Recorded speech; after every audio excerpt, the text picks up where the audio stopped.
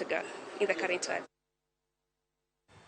Moko kuom jokanyo e sekta mar somo e kaunti ma Migori dwaro mondo piny owacho ochak chenro mar chwalo chiemo e sikunde mondo ochiw resruok ne jopuonjre mosebedo ka kedo kod ngaji e sikunde.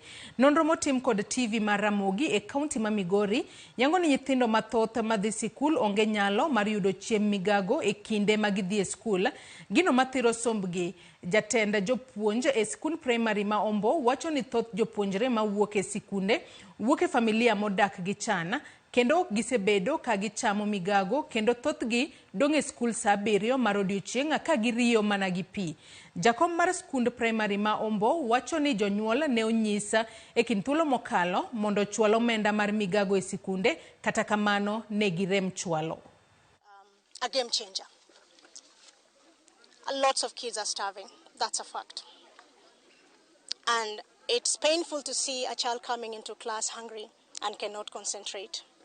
I've seen parts of our nation, some counties are actually introduced to that, like in Nairobi, where I've just come from. The governor there is doing a tremendous work, courtesy of all the stakeholders there.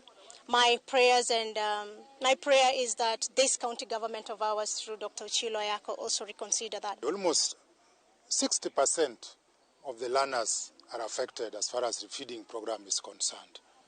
It is an area that is very sensitive, and if it is addressed, just the way I had stated some times back, it will be a real game changer. We've started the feeding program, but again it's very challenging because parents are straining to contribute. It is a partnership between the PTA and the school. Not all parents are contributing in good time. As it was said before, majority are straining economically. And that is why we are appealing to the stakeholders and we are partners. Migao mar oganda ma Afrika ma Ugwe, East Africa Community